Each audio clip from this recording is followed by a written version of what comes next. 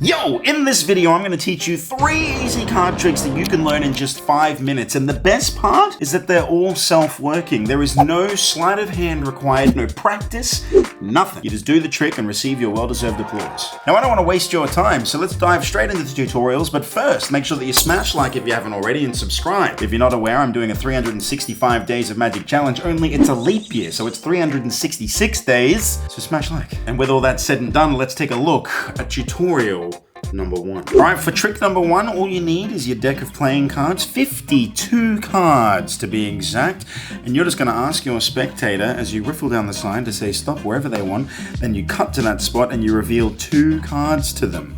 Now in this case here, it's the 2 of spades and the Queen of diamonds. I'm going to put a little remembering thing over here for you so you don't forget, alright? And both of these cards, you just return them back to the deck, straight back into the middle. Now from here, we're going to deal out 4 piles.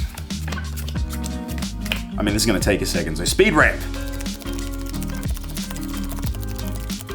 All right, all the piles are dealt. We're just going to square them up nice and neat like this. Now from here, to really make things properly randomized, I'm going to take these 2 piles, I'm going to shuffle them together like this. Now this is a real shuffle, okay? These are actually being shuffled together. I'm then going to do the same with these 2, but to make it even more crazy, I'm going to flip this one face up and shuffle it into this one here. So we've got face up cards into face down cards, and we still have to locate your 2 cards. And this is easy. All I have to do is take the deck, I give it the rotation of destiny, and I snap the fingers. And now if I spread this on the table, you can see every single card that's facing this way is red. Every single card except for the selected 2 of spades. And if you thought that was cool, wait until you flip this bad boy over and you can actually see on the other side all the cards are black except for the selected Queen of diamonds. And that trick is so good. That right there is a bona fide miracle, and you're going to learn it right now. All right, now for this trick, you do need a small setup, and that's that you're going to take the deck and you're going to alternate all the cards, red, black, red, black, red, black, all the way through the entire deck, all right? Now, once they're all red, black, all you have to do is present the deck like so. When you get them to select a card, you can cut anywhere, and then the 2 cards that are here, that one will be red and one will be black. Now, the only thing you have to do is that when you cut the deck and you show the 2 cards, you need to put them back on the deck in the different order, right? So if they come off like this, black, red, you want to put them back red, black. And then just put all that back together again. Then you're going to deal out the piles. We're just going to skip to when they're all dealt. 2 seconds later. All right, now that all the piles are dealt out, you want to take the adjacent corner piles like this, and you want to shuffle them together, yeah? So you just shuffle those together like so. You do the exact same on this side here. It doesn't matter if you're a good or bad shuffler, as long as they're like kind of shuffled. This is all just... it's not really important. Just do it because it looks crazy. And then from here, you want to flip one pile over. Now you'll notice that this is all red with the black card, and this one here is all black with the red card. So you can't really go wrong from here, okay? You just want to take these 2 together and just shuffle them together like that. And now the trick is done. It's already done, all right? Because when you spread this out onto the table, you'll see all the red except for their selected one. You want to slide that out. You flip this over. Now, if you don't, you don't have to do a fancy flip. You can literally just scoop them up and then turn it over and then slap them on the table again. And boom, baby, look at that, the second selection. And that's truthfully the entire trick. That's all you got. It's self-working. There's nothing to it. It's crazy. It's freaking nuts, man. It's perfect. Perfect for anyone who can't be bothered doing anything. You can just do this, and then everyone's going to love you anyway. Now, I did promise you 3 self-working tricks, so we're going to dive straight into the second one. And the second one, in my opinion, is even better than the first one. And the last one's even better than this one. But anyway, Alright, so for this trick here, we are going to need a little prediction. We'll just use this card here. That's going to be my prediction, yeah? Now, I'm going to deal cards like this, and at any point, my spectator can literally just say stop whenever they want, yeah? It really doesn't matter. It's a completely free choice. Let's say they said stop right here. I'm going to flip this over and make it nice and neat like so, and then we'll take a look at this card here. This is a 7. Now, you could have stopped anywhere, but let's see how we went. 1, 2, 3, 4, 5, 6. Look at that. It's a 7, baby. If you thought that was cool, well, this one here is also a 7, but that's not even the best part. My prediction was a 7. That's nuts! Now the beautiful thing about this trick here is the illusion of free choice, okay? Because you're letting your spectator choose when to stop with the dealing, and then there's a prediction that's just random, like seemingly random at least. It's a beautiful thing. And there's nothing better than producing the lucky 7 4 of a kind. Now for this, there is a little setup. You're going to have a 7 on the top of the deck, yeah? Then you're going to count 1, 2, 3, 4, 5, 6. And then you have another 7 on the 7th position. Then you're going to flip the deck over and you're going to go 1, 2, 3, 4, 5, 6. You put both the 7s here and that's your setup. Now you're ready. Now, if you know any kind of like false cuts, it's a good way to start the trick. But if not, that's also fine. People won't know what's going to happen anyway. They'll be impressed regardless. Now, at this stage here, you want to start with the premise of I'm going to make a prediction on what I think you're going to choose. So we got 1, 2, 3, 4, 5, 6, and then I just slide a card out. Now, I don't count like this, obviously. I just kind of like nonchalantly spread through the cards until I get to that 7, and then I just slide it out and I go, this is my prediction. We'll look at it at the end. Then I flip the entire deck over and I start dealing cards like this, right? And once I get to about here, I start saying, I'm going to keep dealing until you want me to stop. You just say stop wherever you want. But you have to get past those 7s. But once you go, they can say stop literally anywhere. So let's say they said stop right here. You go, awesome. Now we'll just use the top card of this deck here as an indicator card. So in this case, we have the 7.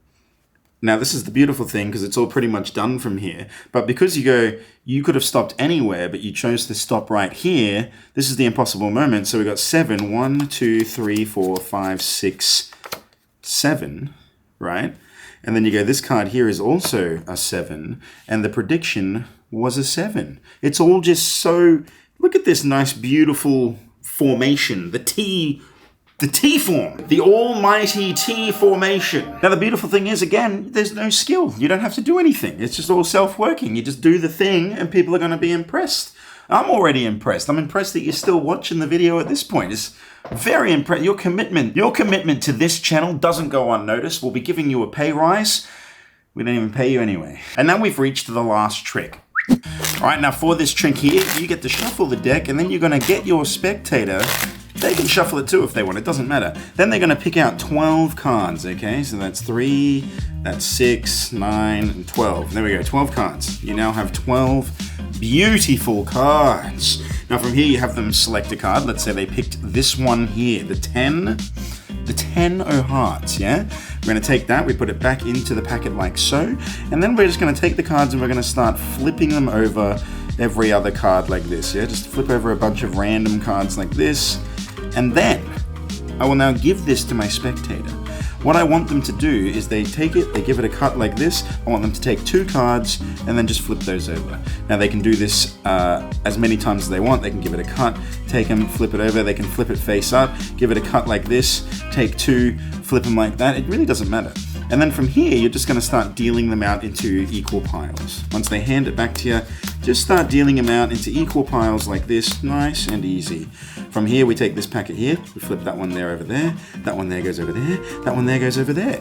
And then you do the magical gesture. It's a wave, it's a snap, that does nothing, it's just union rules for magicians. And then when I spread these out, you'll see every card is facing the same direction except for just one card, and that is their selection every time, and it's easy. That's pretty sick, huh? It's like a mini triumph, a beautiful little triumph. Again, the illusion of choice is what makes this trick so strong. The fact that they pick the 12 cards, they're the ones that get to like flip it and cut it and flip it and cut it and so on and so forth. It's a beautiful thing, yeah? Now to do this trick is super easy, okay? After you've had your spectators shuffle the deck as much as they want, they shuffle up, they shuffle, and then they produce 12 cards. The 12 cards really don't matter. And then you just present it to them like this. They're gonna pick one card, right?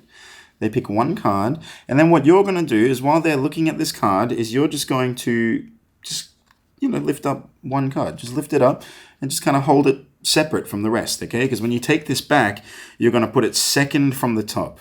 Yeah? So in this case, it's the Queen of Spades, second from the top. And then all you have to do is you're going to count 3 cards and then flip over a card. Yeah? And then you go to the next one down like this. So now you're doing every second card as you go kind of like this, and like that. So if I spread this out, it should look like this. It should be 3 and then alternating face up, face down. Now from here, you can give this to your spectator and tell them they can give it a cut. So they cut like this. Tell them to take 2 from the top like so and turn them over. Right? Now they can do this as many times as they want, as long as they follow that procedure. It truly is like as many times as they want. They're mixing the order. You can flip it over and do it this way here. As many times as they want. And the fact that they're doing it is what's going to make this next part so strong. Now, you can take the cards back and put them into 4 piles, or you can just tell them, you know, now deal them into 4 piles like this, one at a time. Yeah? And they're just going to do this like so. And now, all the rest of it is easy. You're just going to be like, okay, watch close. I'll do this as fairly as possible. Pick this pile here up. Flip it. Flip it. You're just literally like rolling it along. Yeah. And then you'll end up with every single card facing the same direction. It's all presentation from here. You don't have to touch the cards at all.